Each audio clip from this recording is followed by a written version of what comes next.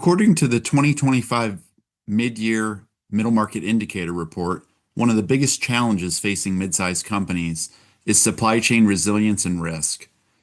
But these companies are facing these challenges with limited resources and an unclear understanding of the best path forward. In today's episode of The Market That Moves America, we'll talk with two experts who weigh in on practical steps that mid-sized companies can take to manage their inventory, capital, and supply chain relationships. Welcome to The Market That Moves America, a podcast from the National Center for the Middle Market. The center is the leading source of knowledge, leadership, and innovative research on the middle market economy. Throughout our podcast, we will feature middle market leaders and stakeholders to hear their real-world perspectives on trends and emerging issues.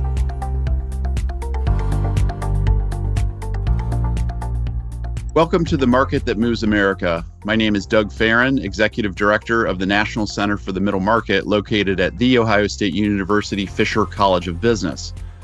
Today's podcast is a discussion on the supply chain in the middle market, specifically in North America. And I'm excited about this conversation because we'll be combining data and theory from the NCMM and Fisher Center for International Business Education and Research, along with practitioner expertise from Wells Fargo.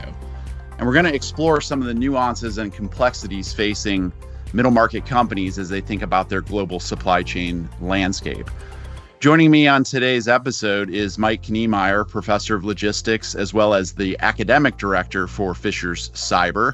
And we also have Jeremy Jansen, Head of Global Originations for Wells Fargo Supply Chain Finance. Mike, Jeremy, welcome to the podcast. Thanks, Doug, for having us. So I want to start just first with some little bit of background and telling us about your current roles. We'll start with you, Mike. Just tell us a little bit about your background and what you do today at the college. Well, Doug, as you mentioned, I'm a professor of logistics and supply chain management here at Ohio State. I serve as the academic director of Fisher's Center for International Business Education and Research. That's a mouthful. We like to call it cyber for short. My undergraduate degree is from John Carroll University up in Cleveland, Ohio, and I earned a doctorate from the University of Maryland. In terms of industry experience, I've worked a variety of roles. I worked for Annixter Brothers coming out of college, distributor of electrical products. I've worked for CSX in their intermodal division. I've also worked for several universities over my career, but I've been here at Ohio State for over 20 years. Currently, my research is in the areas of supply chain relationship management and enhancing supply chain resilience, which is directly in line with our conversation today. I also, when I introduce myself, I always like to mention I was born here on campus at our outstanding medical center, and so I'm a Buckeye born and bred. Nice. And can you tell us a little bit about your role with the cyber as well? Yeah, I'm a faculty director, so I am the sort of the liaison between our Ohio State Fisher faculty and other faculty across the university and our center. The center was one of 16 that was funded by the Department of Education. Now, obviously, we've had some disruptions in our supply chain too, but our goal is to increase here at Ohio State, to increase the global mindset of our students. Great. And Jeremy, we're pleased to have you on today. Can you tell us a little bit about yourself? Yeah, thanks, Doug, for having me. I am not an Ohio State Buckeye. I am a Kentucky Wildcat, but I do have much respect for the Ohio State University, as I say to all my friends who support you guys. Also a huge fan of the NCMM, have had many experiences with this fabulous group at Ohio State. So just really happy and honored to be here with you guys today. I currently am the head of Global Originations at Wells Fargo Supply Chain Finance. What does that mean? We're a part of Wells Fargo Commercial Banking. We are a global product within commercial banking, focusing really on working capital finance for our clients around the globe. Large corporates, mid-sized corporates, right? Which is why I'm here today, but really focused on accounts receivable financing, account payable financing, in various forms of international trade finance, whether that be import letters of credit, export letters of credit, in helping our bank clients really navigate some working capital riddles. I spent most of my career at GE Capital, from 1999 to 2015, and then joined Wells Fargo in 2016. So just really happy to be here, and thanks for having me. Yeah, wonderful. I'm really looking forward to this conversation as a former supply chain professional myself before launching the center.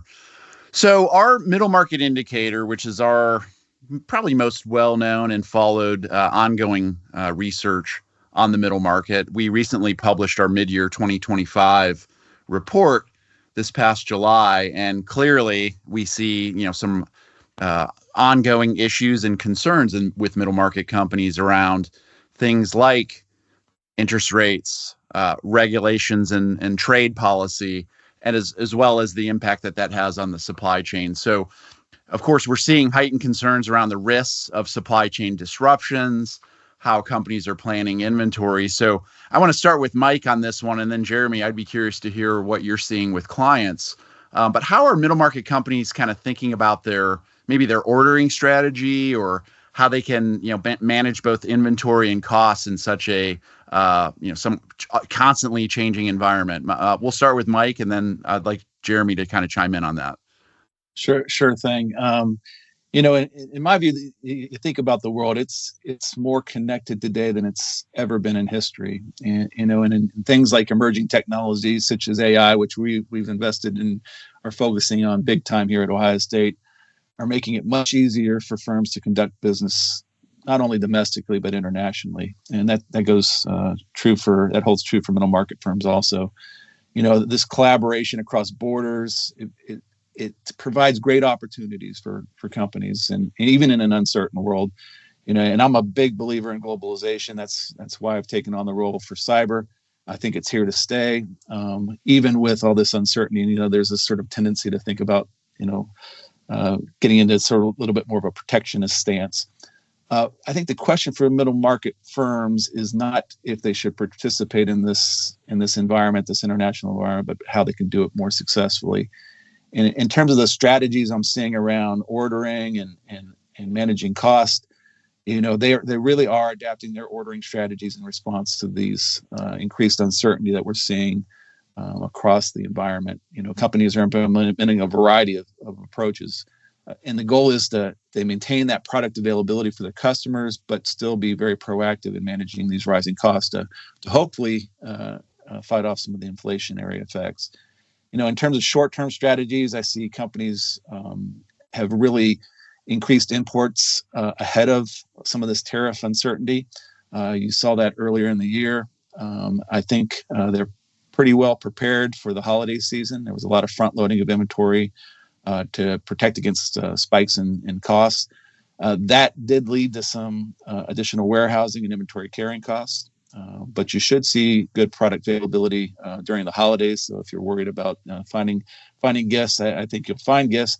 The prices might be a little higher, and the selection might be a little bit more limited, but it should be available. You think about companies like Walmart.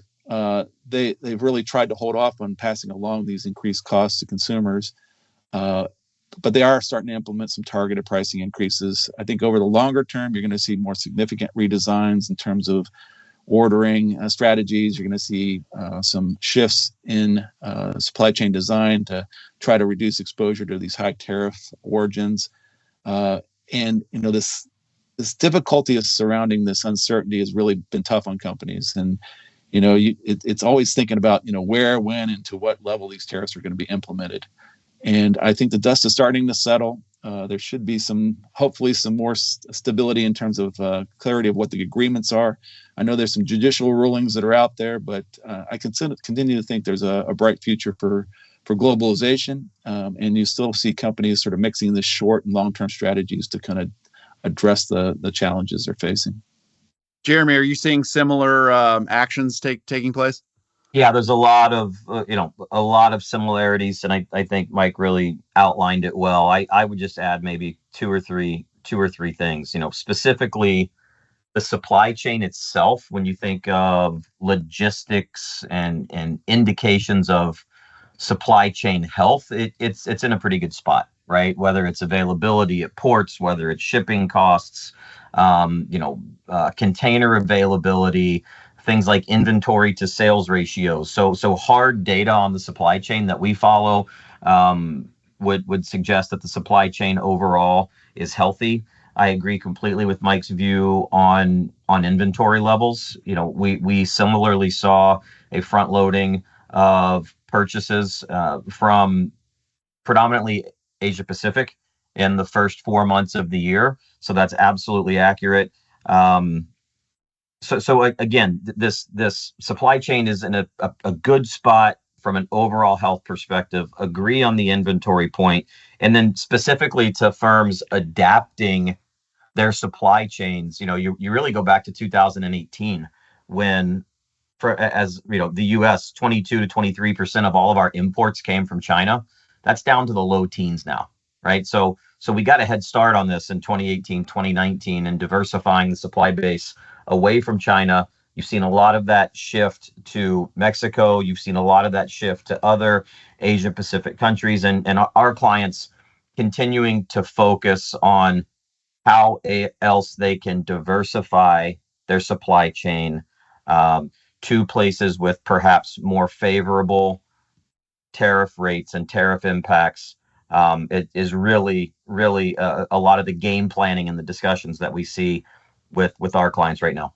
Yep, absolutely.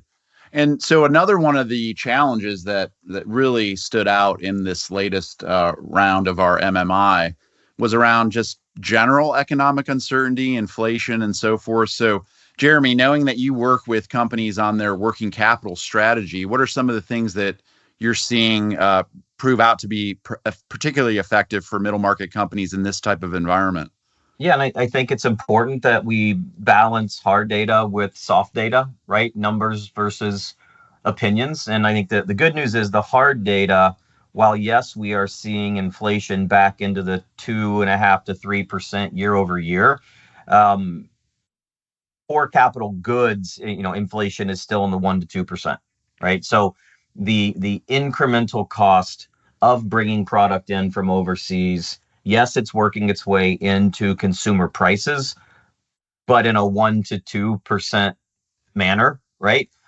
So the hard data there is still reasonably positive. And I do tend to focus more on the hard data as I'm analyzing what's going on out there in the environment. In terms of strategies, interest rates continue. We've been playing at this level now for 2 years, right? And gradually reducing, right? We'll see what the Fed does here throughout the rest of this year and early next year. A lot of our client discussions really are not focused on interest rates and current levels, but focused on how can we generate more liquidity in our business through the use of various supply chain financing tools, right? Whether that be extending payment terms due to suppliers, and then working with a financial institution to be able to come in and then finance those suppliers early, right? So you get the benefit as the importer or the buyer of extended payment terms. The supplier gets the benefit of getting paid earlier in the cycle than waiting 30 or 60, 90 days. That's a very common financial tool. Really, it's been used for, tens of years, maybe even longer, right? But we're certainly having more discussions with clients about that at the moment. Yeah, I was going to follow up with that because interestingly, the confidence that these companies tell us in managing their cash flows remains relatively high. Do you think it's a result of using these types of tools? And in what other ways than the example you just gave does trade credit, maybe supply chain financing, how does that help build up resilience in the face of some of these rising costs? Well, I think, Doug, some of the confidence exists because we have been here before, right? We have been here before. Our clients have a playbook. There is a confidence to your point because they have a really good handle on how to navigate this uncertainty. The product that I mentioned just a moment ago is one of many different types. It's reverse factoring is what it's referred to, or accounts payable financing. There are many other derivatives of that product based on the size and the complexity of your supply chain. It can be as complex as putting 50 to 100 different suppliers on a program like that, or one off and two off using perhaps more plain vanilla trade financing products to extend payment terms to just a simple supplier or two. So there's a large bag to pull from on the financial side. Yep. Mike, any thoughts on the cash flow management aspect of supply chain? Yeah, I'd probably defer to Jeremy's expertise on that question. However, maybe a brief comment. I see firms, and the firms I've talked to, they're doing their very best to hedge against some of these rising raw material costs that we're seeing, and I think they're doing it through some technology that maybe they didn't have available to them 20, 30 years ago. They're using inventory analytics, their planning systems to really try to set their and dial in their inventory levels, still meeting customer service requirements, but doing it in ways that they can have some savings in terms of their working capital. They really want to target these inventory buffers in a way that they can have availability, but not tie up too much of their cash. I think that's it. I wanted to add on to that, Mike. That's a great point. What is different than even 2018, 2019, right? Again, 5 or 6 years. The leverage or the use of AI in strategic planning. Companies are smarter now, right? Companies are smarter, better data, better analytics to really dial in inventory levels. And I should have added also, Doug, from a working capital perspective, I spoke earlier about the payables side of the house. There's still receivable side of the house too, right? Where our clients, leveraging their current receivables to generate cash flow versus waiting 30, 60 days to get paid themselves. There's a litany of core traditional banking products where you can monetize receivables as well. And we're certainly seeing more interest in that across all shapes and sizes of clients, and frankly, across multiple different industries. Yeah, excellent. So, Mike, you at the outset, you kind of shared, some of the short-term strategies and tactics that companies are using. You think about the upcoming holiday season and buying ahead inventory, but thinking like basically longer range planning outside of some of the tools that we've talked about. What are some of the things you're seeing in adjustments to maybe strategic thinking, the 3 to 5 year plan? Because one of the things we hear at the center, a lot of these businesses are frustrated because they have big company issues with small company resources, and they may spend a lot of time creating a plan only to see that plan, kind of disrupted by a policy change or a new announcement. So what are some of the things, and really this is for both of you, that you're both seeing in terms of how middle market companies might be changing their thinking a bit? Well, I kind of reflect on our previous research that we conducted together. We looked at the supply chain, and we interviewed over 400 middle market leaders and decision makers who actively run international supply chains. And what was interesting in that research are lots of insights that came out of that. But as our focus was gathering this understanding of performance and supply chain practices, it really gave us a better understanding of kind of what the middle market international supply chain perspective was.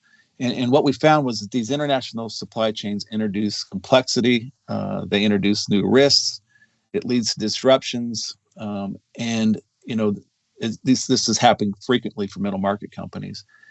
And in that research, it really the indication was that they were really handling it pretty well. In fact, I think we found that not only a preponderance of the firms experienced some disruption in their supply chain over the last 12 months, but they've also been very effective in responding to it.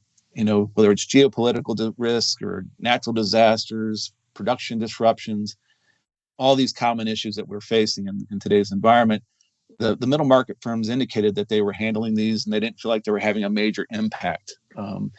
I think there may be some shifting going on. I'm starting to hear that companies are really raising the strategic relevance of tariff management as a strategic priority. You see middle market managers really expecting that this current tariff uncertainty is going to continue to be a challenge. I do think they're expecting negative impacts on their company's performance. The extent of that is still to be determined. But my big concern today is that I'm seeing some strategic decisions to delay some investments. I also feel like there's maybe some reduction in overall confidence in the economy coming on the screen. And these middle market firms really need to think about how they can deal with the cost issues. There's going to be a limit to what they can absorb, and then they're going to have to start shifting their strategic operations and finding places around the world where maybe they can avoid some of these tariff increased costs that they're dealing with. Mm-hmm. So those are bigger changes coming on the screen. Yep. And Jeremy, maybe anything to add? Yeah, no, I'll add a handful of things to that.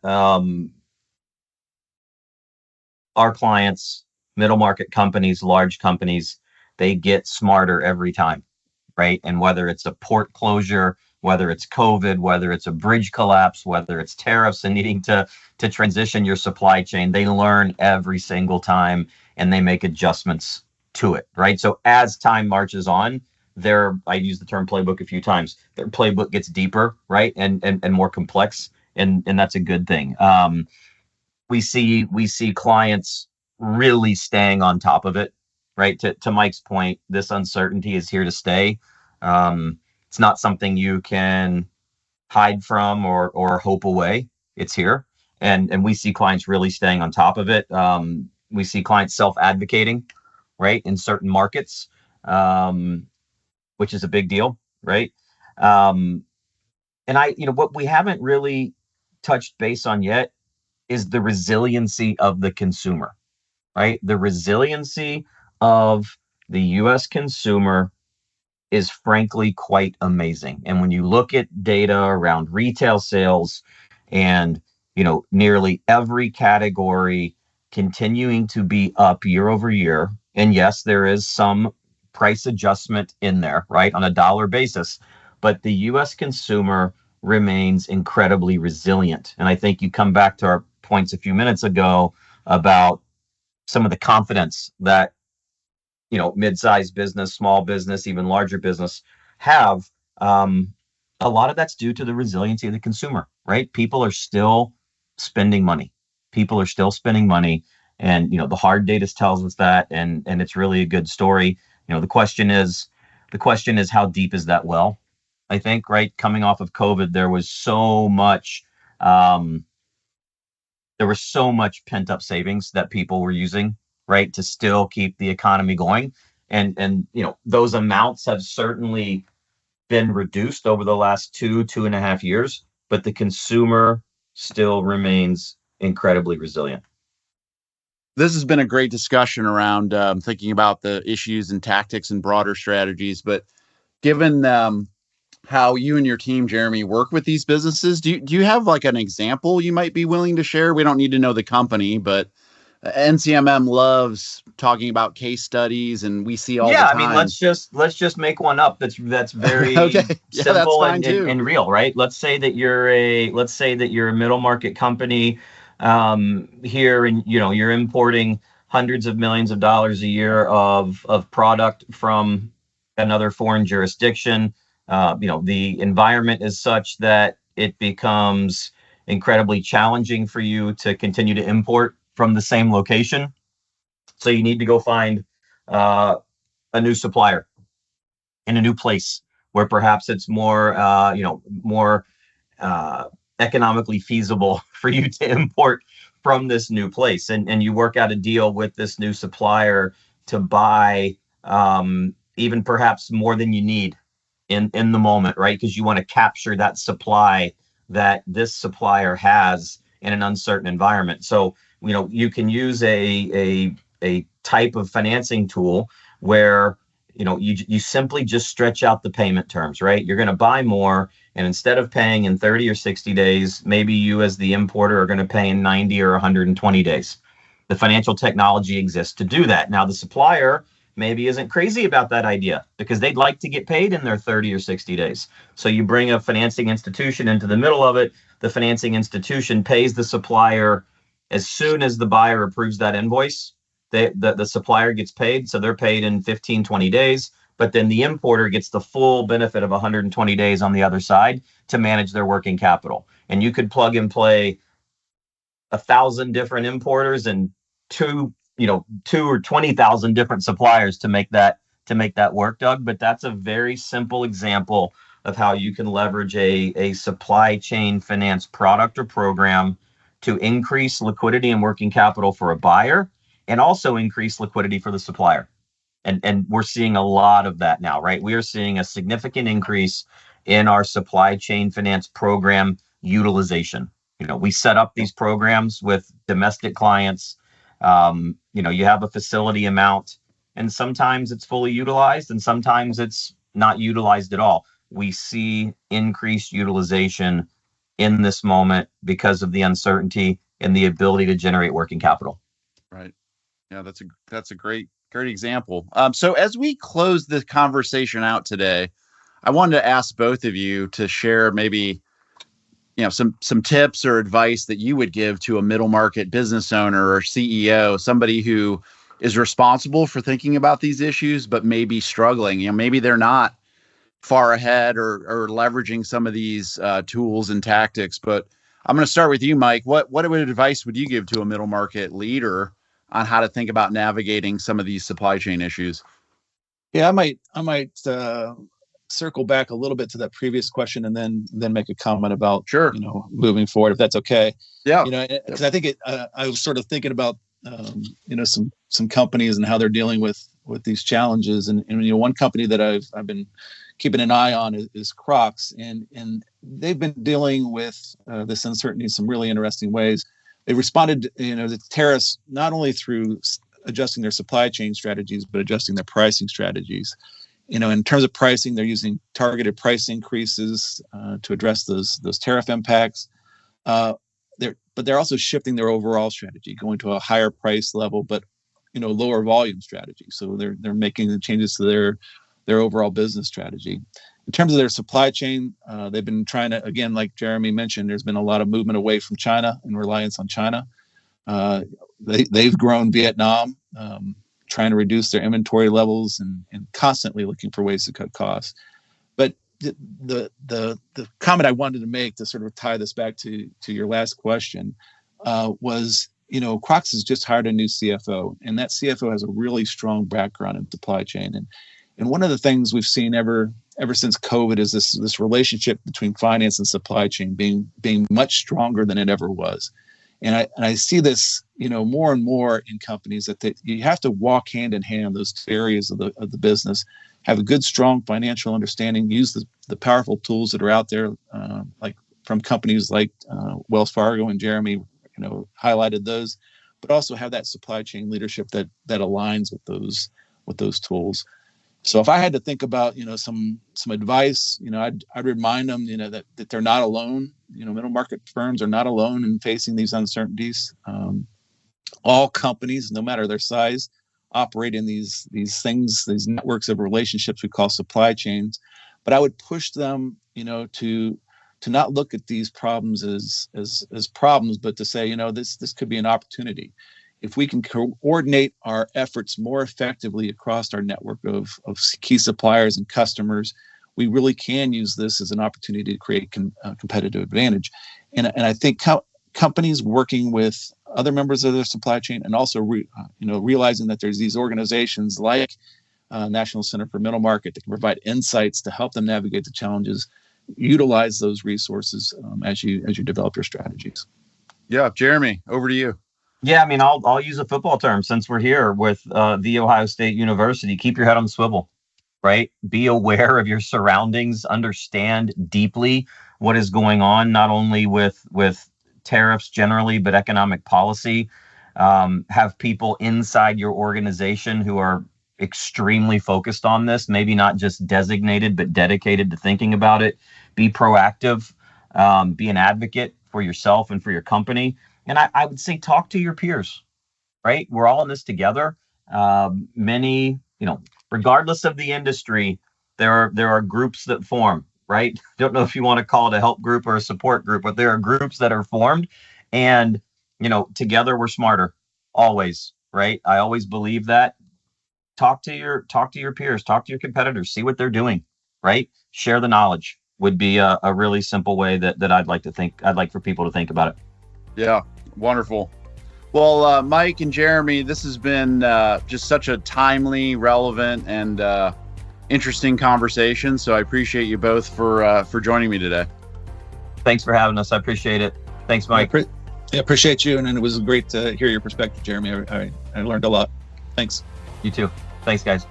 Thanks. For more insights from our Middle Market Indicator, you can visit the center's website at middlemarketcenter.org. We have a landing page for the MMI where you can get all types of information from our latest research. Thanks, and we will talk to you again soon. Thank you for listening to The Market That Moves America. Never miss a new episode by subscribing anywhere podcasts can be found. You can also subscribe to our email newsletter at middlemarketcenter.org.